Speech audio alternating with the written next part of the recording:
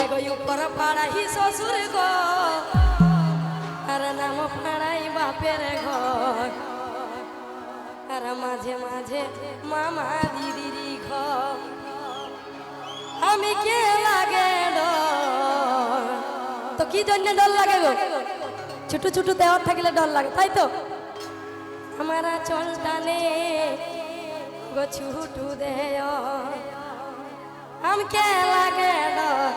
चलताने